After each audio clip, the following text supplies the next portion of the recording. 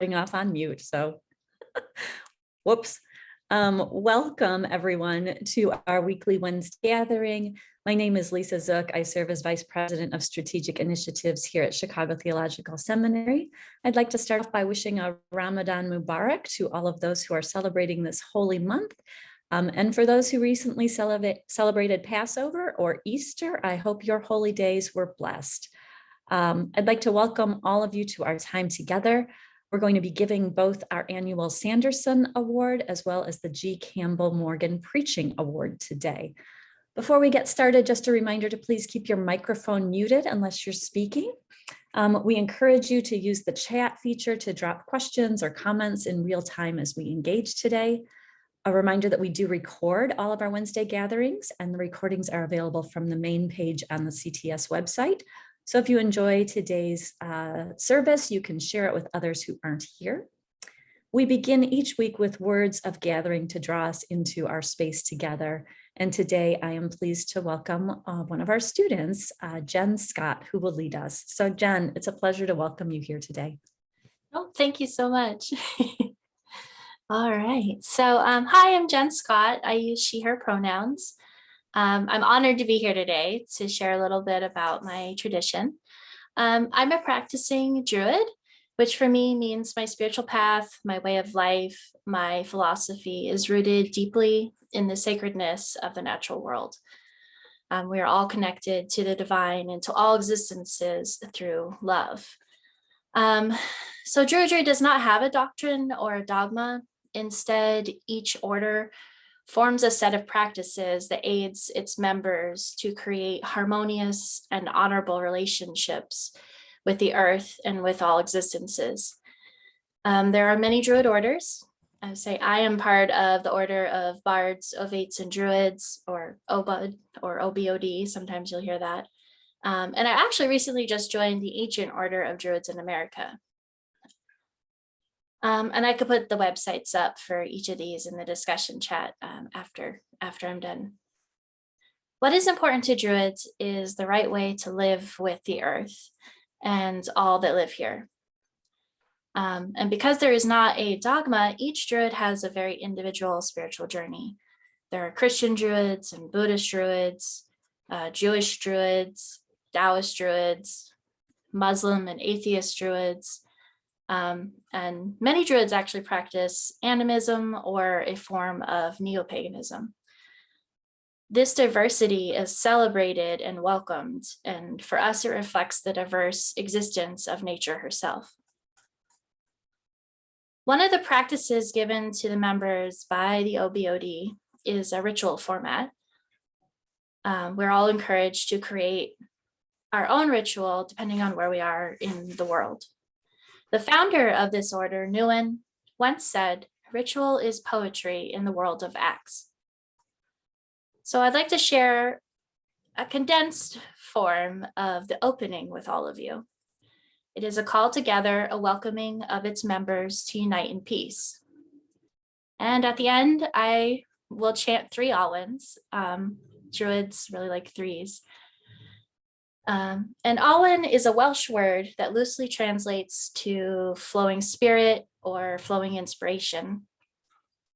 It is the awareness of all existences of life.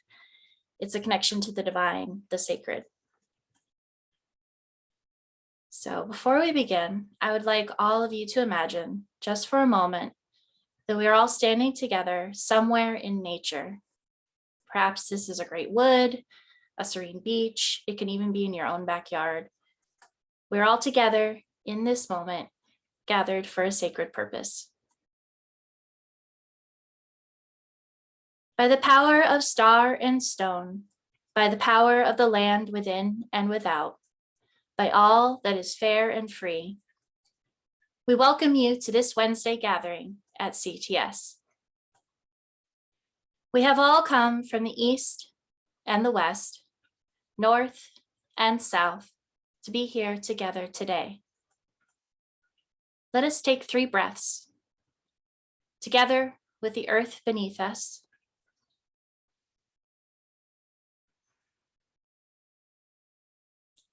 together with the sky above us,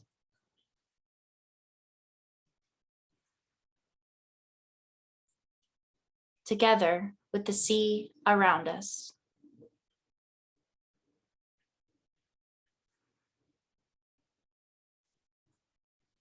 With the blessings of earth, sea, and sky, let our gathering begin. O Spirit of this place, Spirit of this circle, we ask for your blessings, your guidance, and your inspiration on this gathering. Let us begin by giving peace to the quarters, for without peace can no work be. May there be peace in the north. May there be peace in the south. May there be peace in the west. May there be peace in the east. May there be peace throughout the whole world. We gather as equals in our physical form here upon the earth. Each presence is a blessing, and with every breath we take, we breathe light and life into this gathering. Let us join in prayer.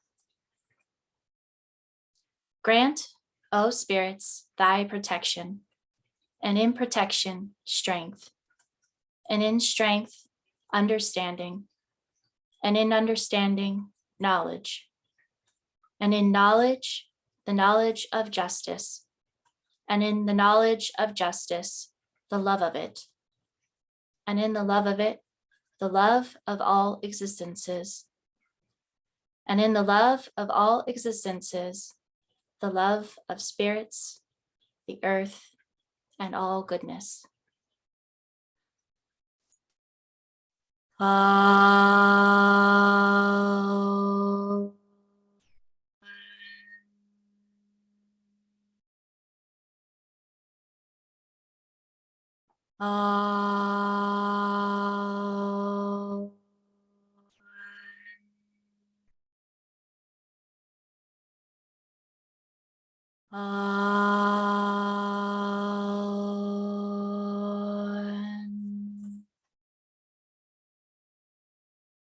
Thank you very much for letting me share all that with you.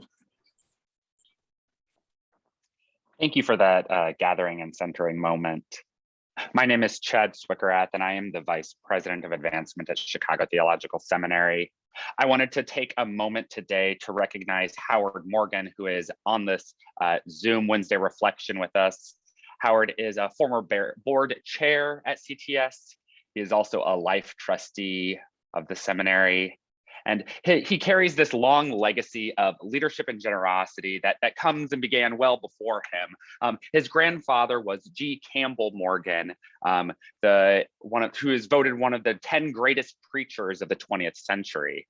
And it is because of Howard and his family's generosity and their leadership that we have this G. Campbell Morgan Preaching Award at CTS, and that we have the Sanderson Award at CTS. And so I wanted to take a moment to thank you, Howard, for your generosity and to recognize you in front of this group for your leadership. So thank you and welcome this morning. You're welcome.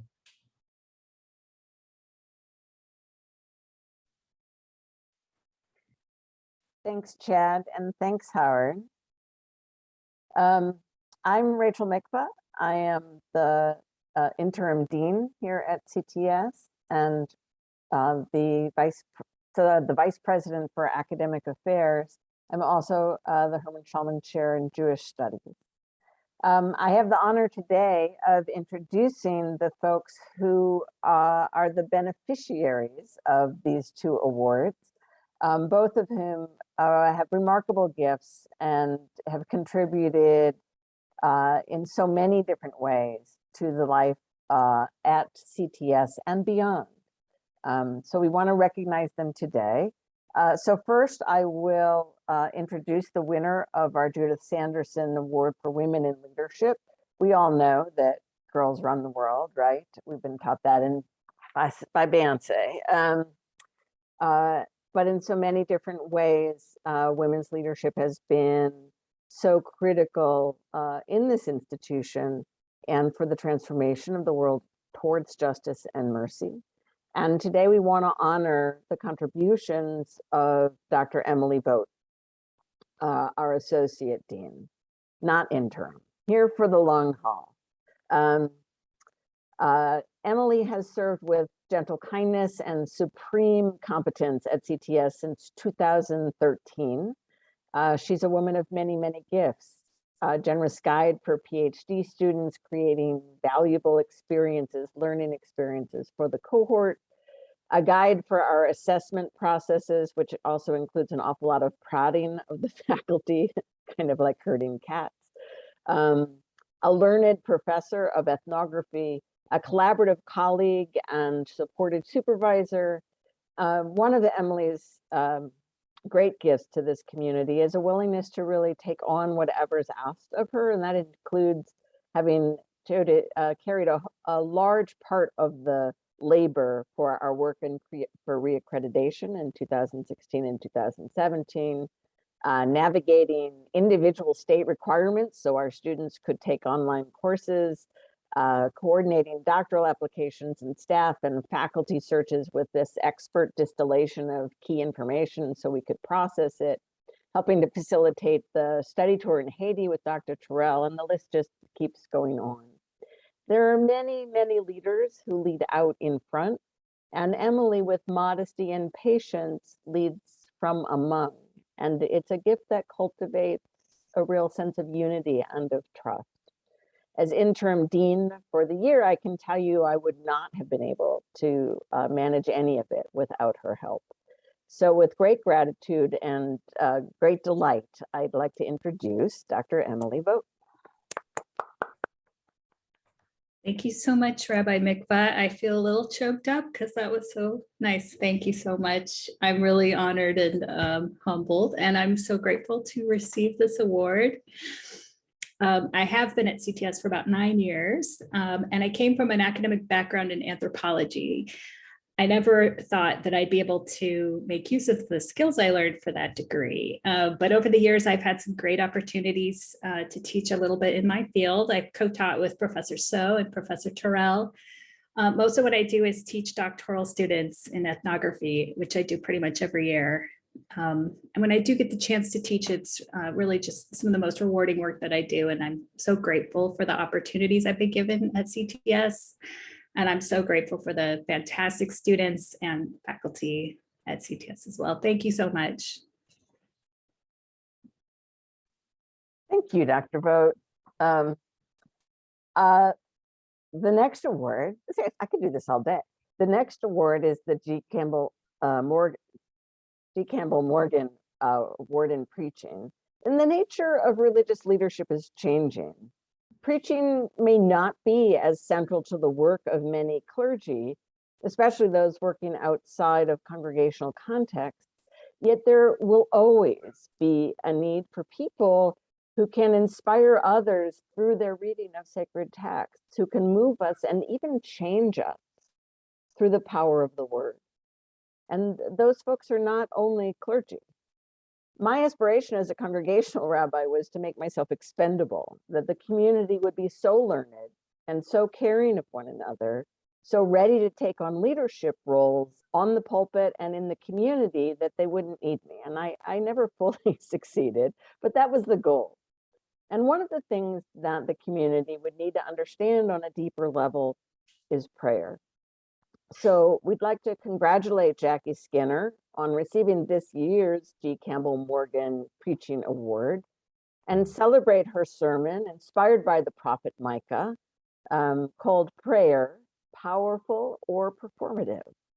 And we invite her to offer that sermon to us today and move us with the power of the word.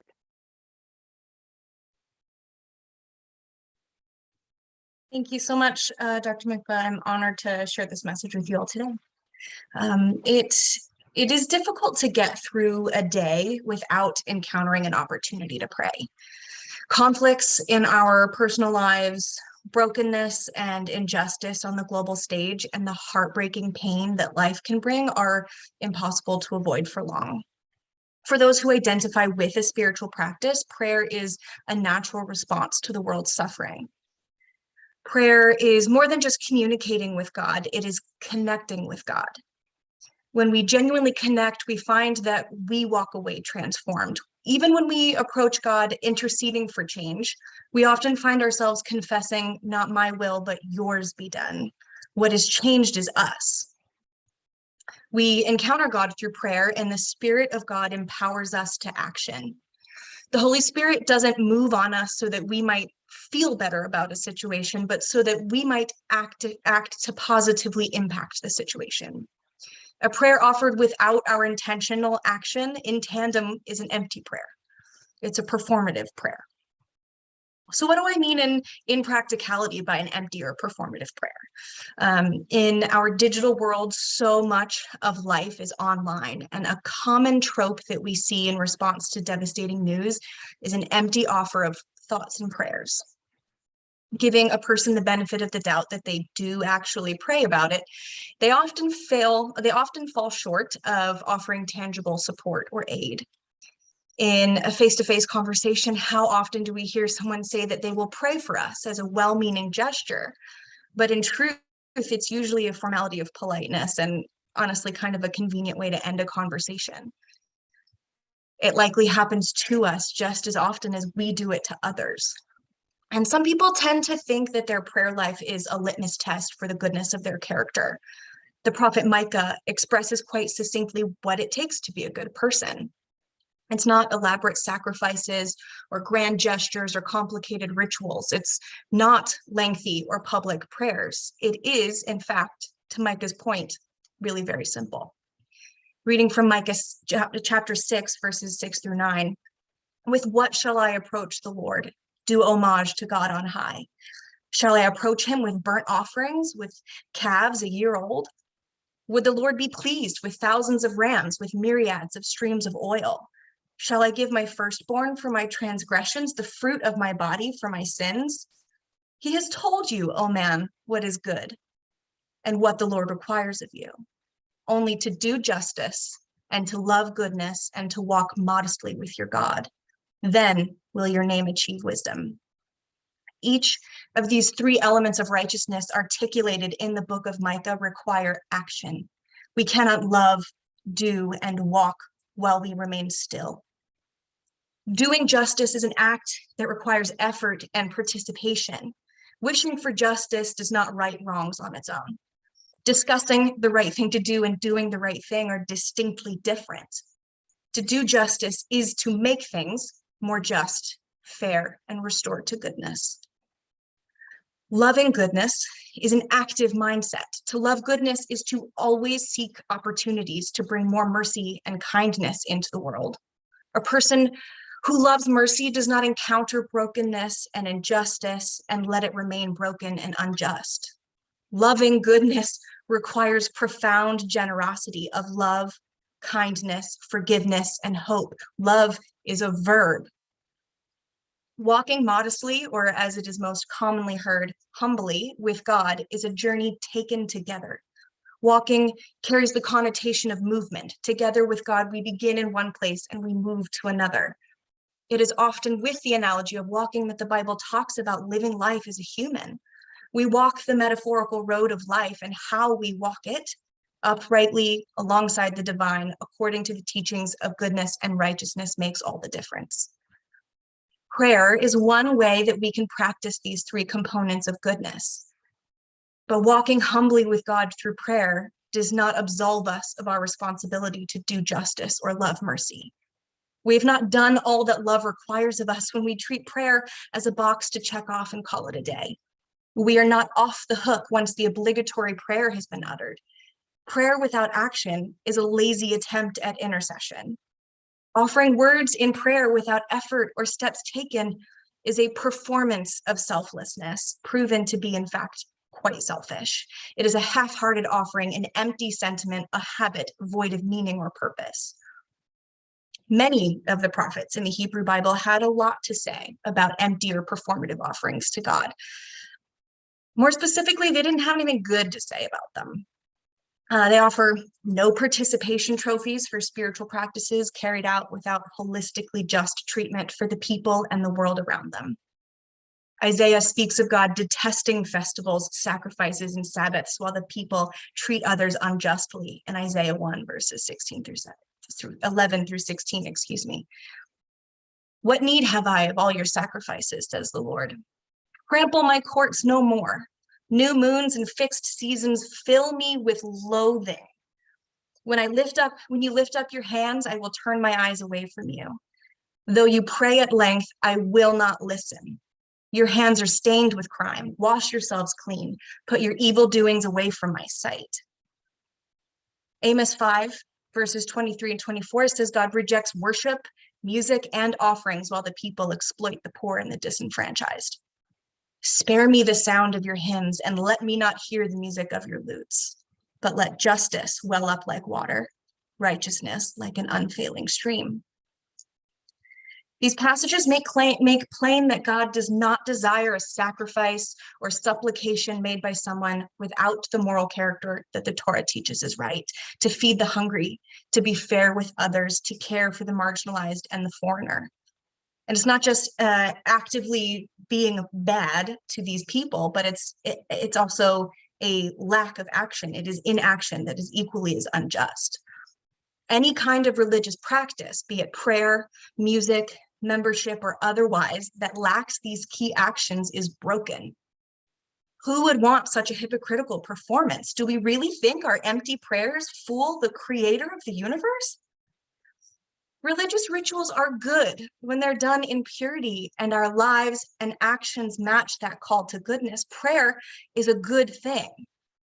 However, it has been corrupted when it is the only thing in our lives that move us towards love, mercy, justice, and humility. Without walking the walk, our prayer is just talk. One who publicly offers their thoughts and prayers in response to the latest mass shooting is not righteous because of their declaration of prayer. They're not even righteous for the prayer they do eventually pray. The righteous person doing justice partners their prayer with their vote for common sense gun laws. They're righteous with their words when they have frank discussions with their friends and loved ones about the realities of gun violence and the urgency to do something about it. The unrighteous are pleased with their performance, their public display of piety. Their thoughts pass by quickly and their prayers are shallow. When the moment is over, they move on, having done nothing, awaiting their next chance to offer their thoughts and prayers. Someone who says a quick prayer when they walk past a person without housing is not righteous because of their prayer. The righteous person, loving mercy, is the one that provides that person in need with relief, food, basic essentials, and acknowledgement of their humanity. The righteous person gives of their time, their money, and their resources to people and to organizations that support transitional housing opportunities, that provide effective assistance to those in need within their community. The National Alliance to End Homelessness is a great place to start. The righteous does not hand off the burden to God to handle in due time. Rather, having connected to God's desire for mercy for the poor, they offer that person what they can. The unrighteous person continues walking along, pretending not to see. Later, maybe they pray for that person without housing, where they can be seen by others, projecting the image of righteousness without the substance of righteousness. Someone who watches the evening news, like all of us, in disbelief, overcome with grief over the Russian invasion of Ukraine, is not righteous because of their empathy. The unrighteous are capable of empathy too. They're not holy because they mourn the lives lost, the orphans displaced, and the people cut off from normal life. The righteous person, living humbly, purely, and deliberately with God, pairs their prayers for peace with action. They are righteous when they speak the truth and stop the spread of misinformation. They are righteous when they donate to humanitarian causes on the ground, supporting refugees and civilians with relief. The International Rescue Committee is meeting Ukrainian refugees in Poland with supplies and assistance for children and humanity and families. HIAS, the Hebrew Immigrant Aid Society, meets people in war-torn countries just like Ukraine and helps them relocate to other places where they can be safe. These kinds of organizations and donating to them can make a real impact where we may feel completely helpless. There is always a way to help. I'm moved to see the people, the crowds of people in Europe meeting refugees at train stations to offer them a place to stay. They are an example for us all. Because anything worth our prayers is worth our action. When we have the power to do something, but we settle for praying about it instead, it communicates that we are not as invested as we expect God to be.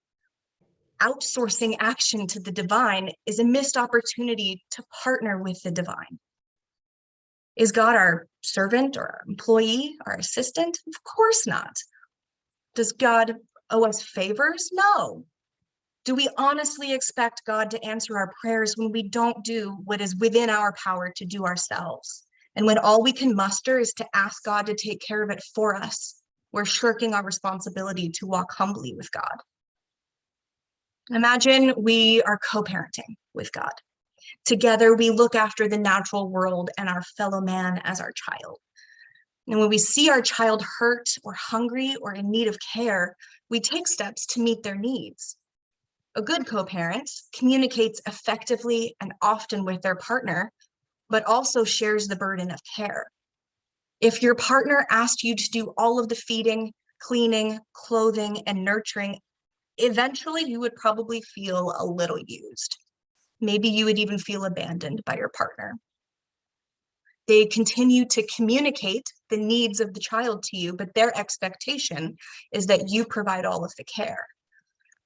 No one would call that scenario fair or right. So why do we continue to ask God to do all of the feeding, cleaning, clothing, and nurturing?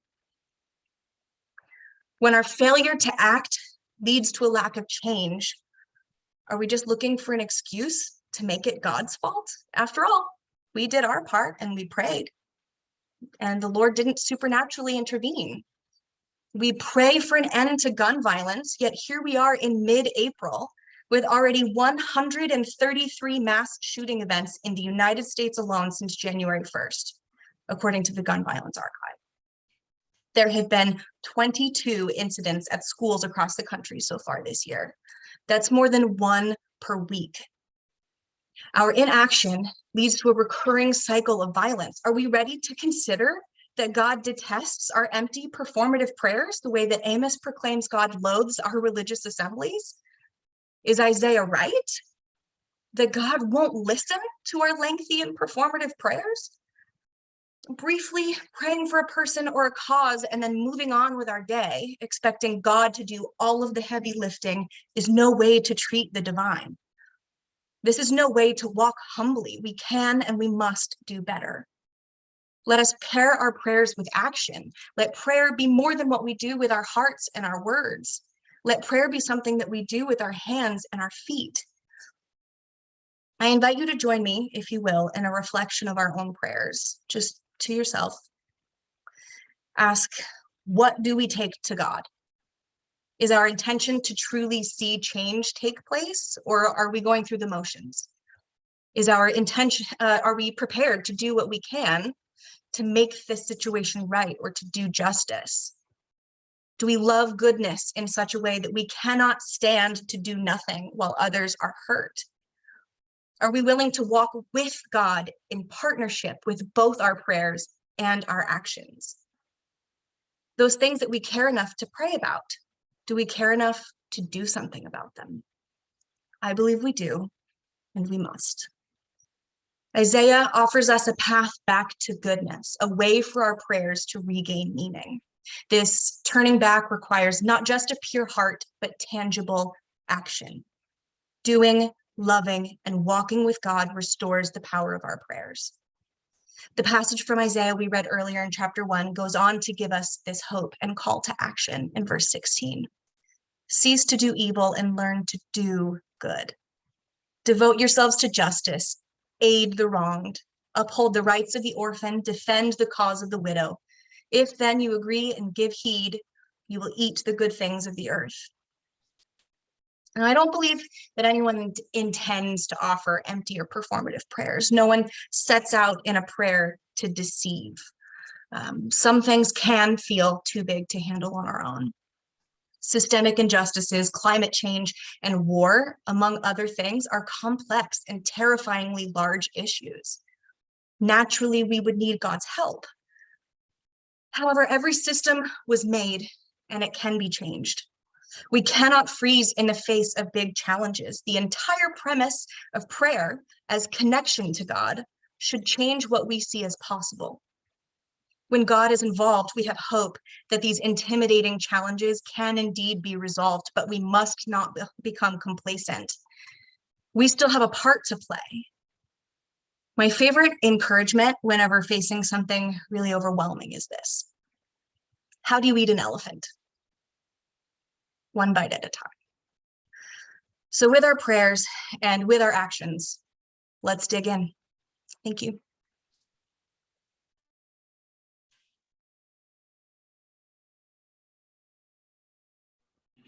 Thank you so much, Jacqui. Congratulations to you. Congratulations, Dr. Vogt.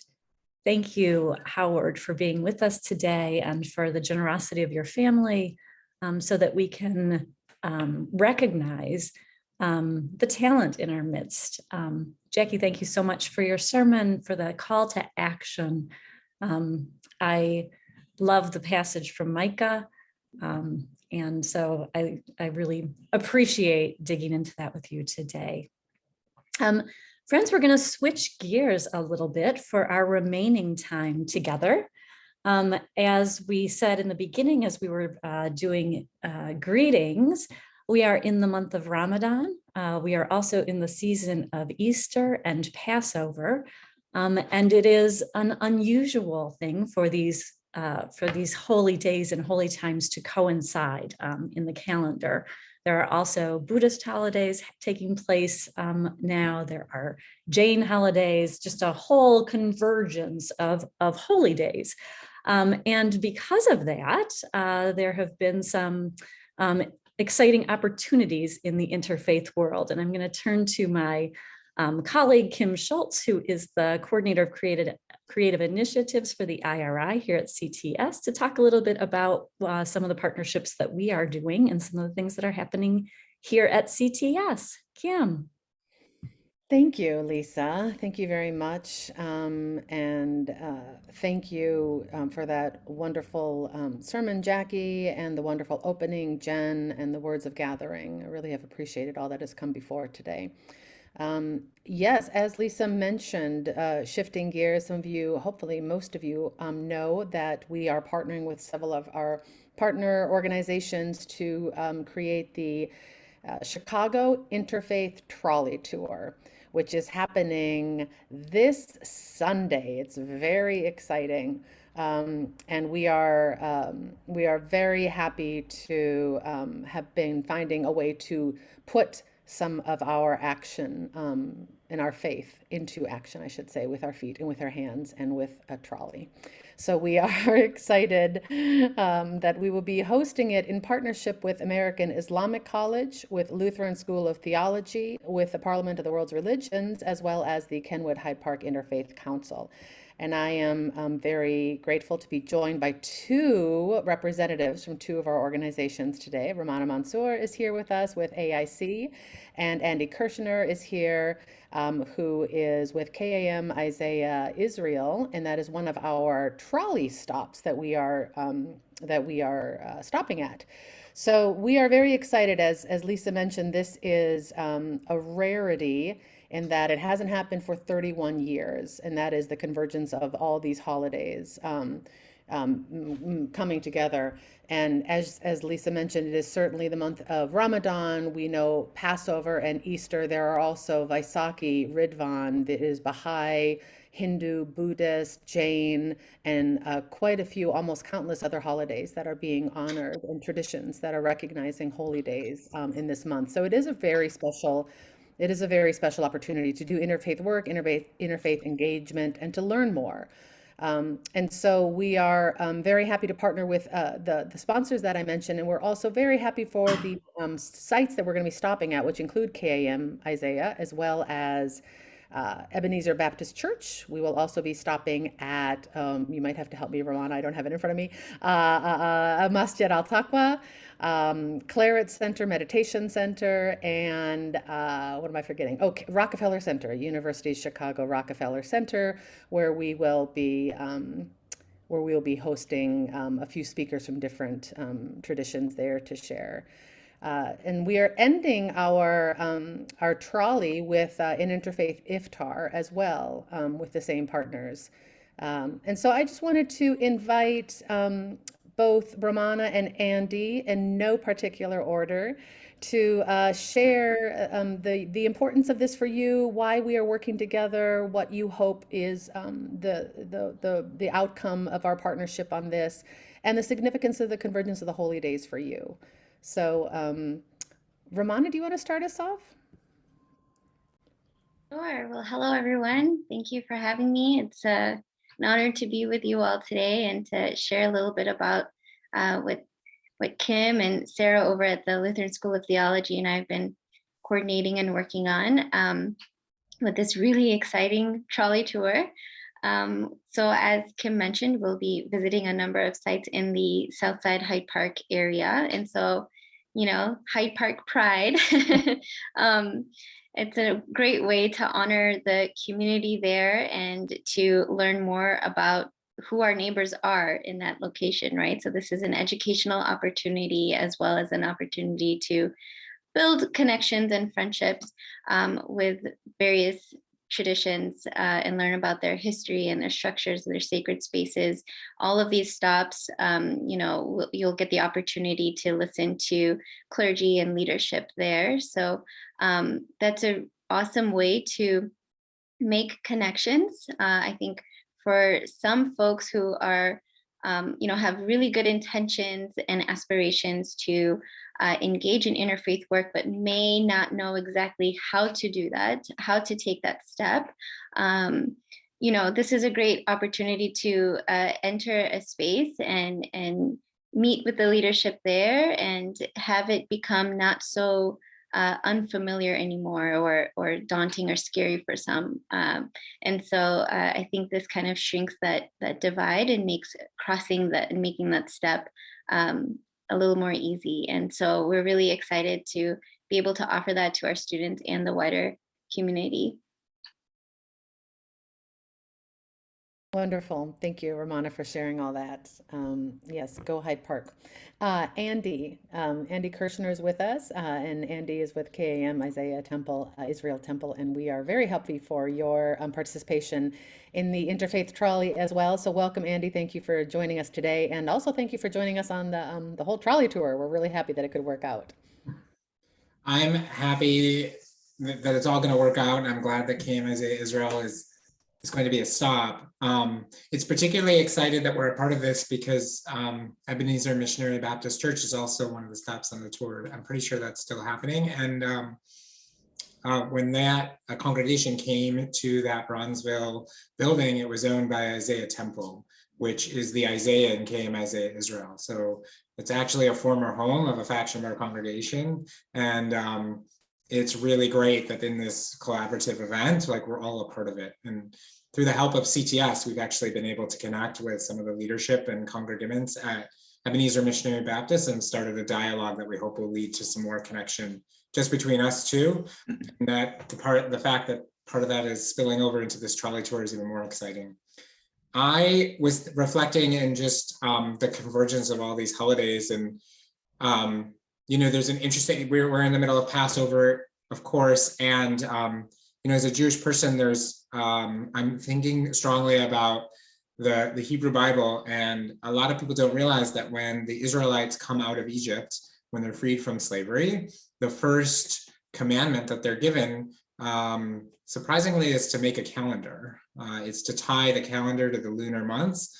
Most of that is usually interpreted as the idea that they need to separate themselves from the place they came when they were enslaved. Egypt used a solar calendar, so Jews adopted a lunar calendar to track all their holidays. And that's the commandment that they get first. And that's the commandment that makes them a people.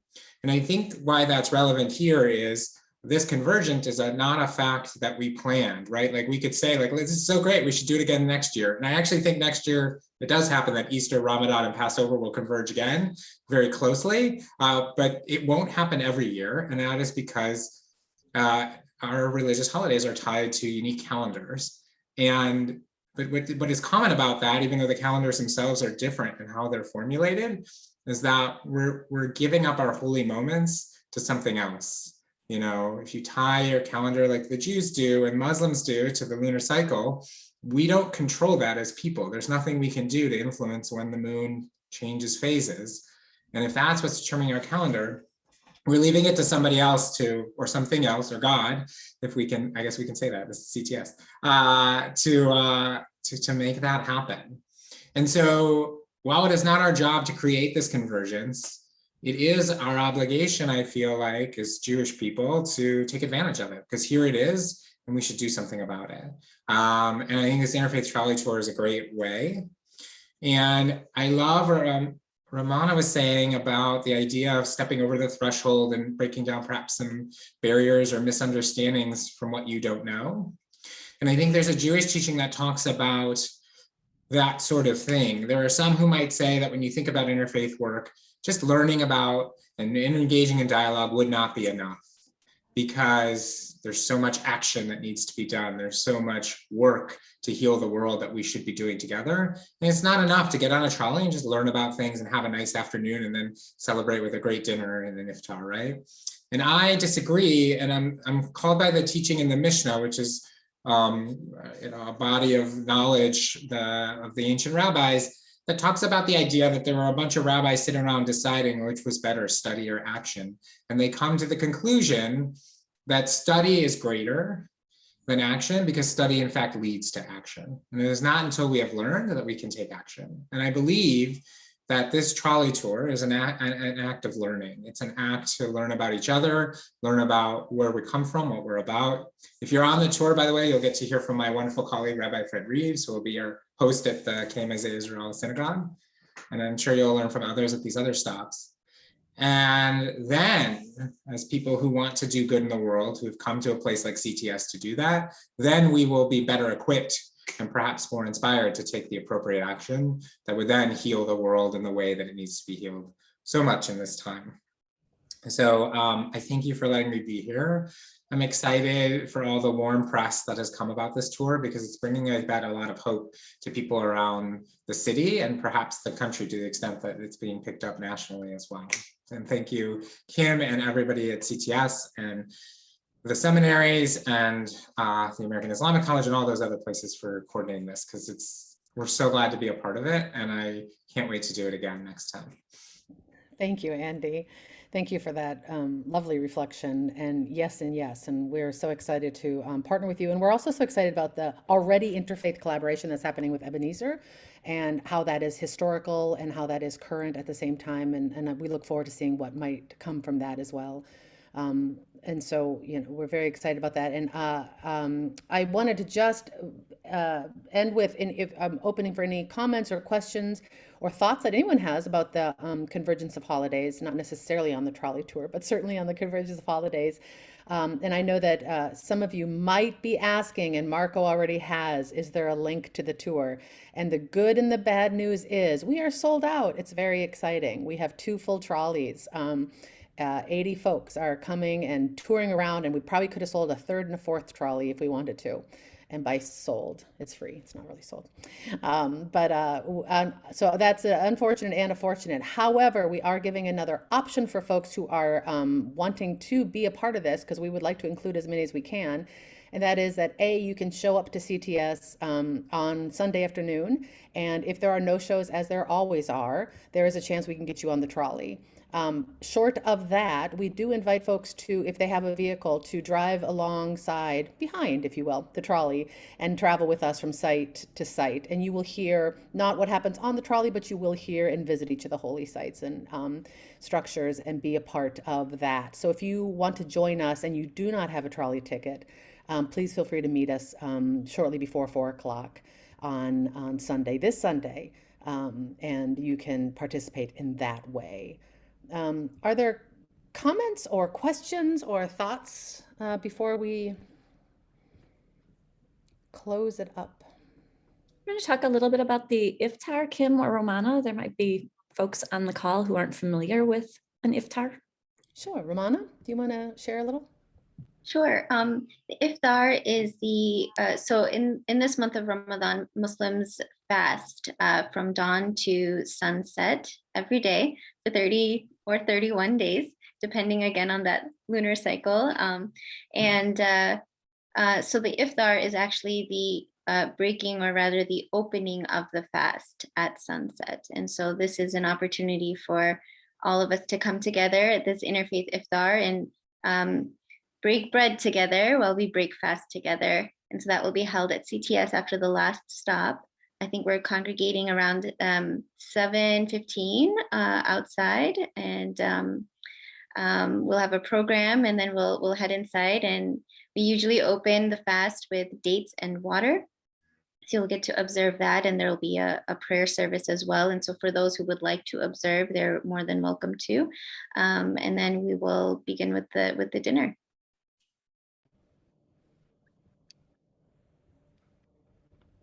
Thank you, Romana. And there, the iftar is the same situation. We are very popular, and we have gotten amazing press. And I've shared it with some of the internal CTS community. If you had a chance to see it, we have got a CBS morning show and evening show story. We had an interview on WBEZ Reset with Sasha Ann Simons. We've got an AP story, Religion News source story, and a couple others. So it's been well received in the media. And so we're very excited about that and be able to share that. The iftar is also sold out. But again, if you want to show up and if there are seats available, we hate to send people away, but we do have some COVID limitations, but we are hopeful that we can have as many people join us as possible. And we're just so grateful for our partners, and this has been a big undertaking, and to the support of all the CTS community. And we hope that this, is a wonderful way to observe, honor, and celebrate not only our differences, but our similarities. Thanks, Kim. Thanks, Romana. Thanks, Andy, for being here with us today. And if everyone can just put in good thoughts for nice weather on Sunday for the trolley, that would just be amazing. So yeah, and kudos, Kim, to you and Romana and to Sarah at LSTC for doing all the heavy lifting on this project. It really is amazing how it's taken off, and there's just been so much interest, and Haley's been dropping links to some of the news stories and some of the press that we've had around it. So it's really great. Yeah. So friends, I think we've come to the end of our time together. Again, congratulations to Jacqui. Congratulations, Dr. Vogt.